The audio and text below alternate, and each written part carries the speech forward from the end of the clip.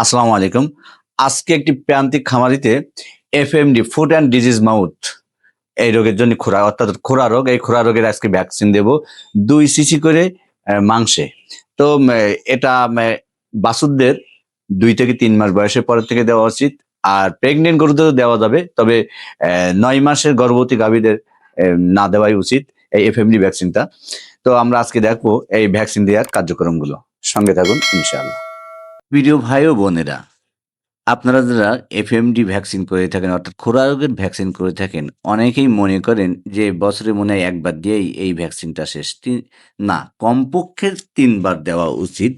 হ্যাঁ, একটা জিনিস মনে রাখবেন, কমপক্ষে ৩ বার দেওয়া উচিত প্রতি ৪ মাস অন্তর। তো একটা জিনিস মনে রাখবেন, সরকারিও এই ভ্যাকসিনটা সরকারিভাবেও সরবরাহ হয়ে থাকে, আবার কোম্পানিগতভাবেও সরবরাহ হয়ে থাকে। তো সরকারিভাবে যে ভ্যাকসিনটা আমাদের দেশে সরবরাহ হয়ে থাকে, এটা গরুদের জন্য ৬ সিসি দিতে হবে। হ্যাঁ, অবশ্যই মনে রাখবেন ৬ সিসি এটা দিতে হবে চামড়ার নিচে।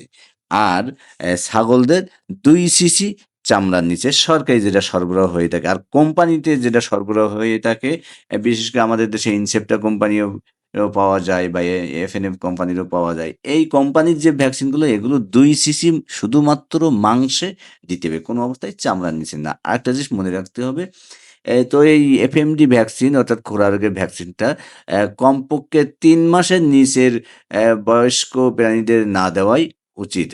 হ্যাঁ, অবশ্যই না দেওয়াই উচিত। আরেকটা জিনিস মনে রাখবেন যে এই ভ্যাকসিন দেওয়ার পূর্বে কিছু কিন্তু করণীয় আছে। সে করণীয়গুলো হলো, ভ্যাকসিনের দেওয়ার আগে অবশ্যই ভ্যাকসিনের তৈরি এবং মেয়াদ উত্তীর্ণ দেখে কিন্তু ব্যবহার করতে হবে। ভ্যাকসিন প্রয়োগের পূর্বে অবশ্যই ভ্যাকসিনকে ঠান্ডা স্থানে ফ্লাস্কে রাখতে হবে। ব্যবহারের পূর্বে বোতলটা ভালোভাবে ঝাঁকে নিতে হবে যাতে টিকা বিস্তার সমভাবে মিশে যায়। ভ্যাকসিন সাধারণত ভোরে দেওয়াই কিন্তু উত্তম। এটা মনে রাখবেন। হ্যাঁ, ভোরেই ঠান্ডায় দেওয়া উত্তম। সরাসরি আমরা সূর্য আলো থেকে ভ্যাকসিনকে দূরে রাখবো এবং সবচেয়ে একটা জিনিস, এই ভ্যাকসিনেশন করার সময় ভ্যাকসিন ভাঙার অর্থাৎ ভ্যাকসিন যে বোতলটা আমরা ভাঙবো ২ ঘন্টার ভিতরে অবশ্যই আমরা ব্যবহার করে ফেলবো। আর একটা জিনিস মনে রাখতে হবে, এ সব এই এফএমডি ভ্যাকসিন কিন্তু যে সরকারিভাবে যেগুলো চামড়ার নিচে দেওয়া নিয়ম, সেটাও ঠিক মতন চামড়ার নিচে দেওয়া হচ্ছে কিনা খেয়াল রাখতে হবে। যেটা মাংসে দেওয়ার নিয়ম, সেটা ঠিক মতন মাংসে যাচ্ছে কিনা এটাই কিন্তু খেয়াল রাখতে হবে। আরেকটা জিনিস, অসুস্থ গরুকে কিন্তু কোনো অবস্থায় এই ভ্যাকসিনেশন করা যাবে না। কোনো ভ্যাকসিন নেশান অসুস্থ গরুকে দেওয়া যাবে না। সুস্থ গরুকে কিন্তু ভ্যাকসিন দিতে হবে।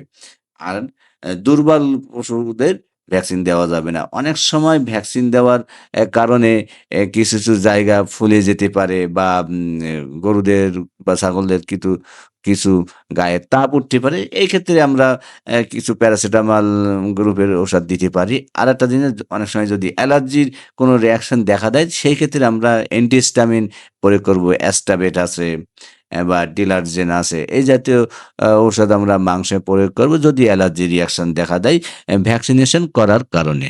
তো আলহামদুলিল্লাহ, আজকে প্রান্তিক খামারিতে ৭ টা গরুরে এফএমডি ভ্যাকসিন দেওয়া হলো। অর্থাৎ খোরা রোগ যেটা হয়, খোরা রোগের ভ্যাকসিন ২ সিসি করে মাংসে দেওয়া হলো। সবগুলো গরুকে আজকে দেওয়া হলো। এর আগে এলএসডি ভ্যাকসিনও দেওয়া হয়েছে। সেটা এলএসডি ভ্যাকসিন হলো বছরে ১ বার। আর এই এফএমডি ভ্যাকসিনটা প্রতি ৪ মাস অন্তর। তো আলহামদুলিল্লাহ, সবাই সুস্থ থাকবেন, ভালো থাকবেন। আসসালামু আলাইকুম।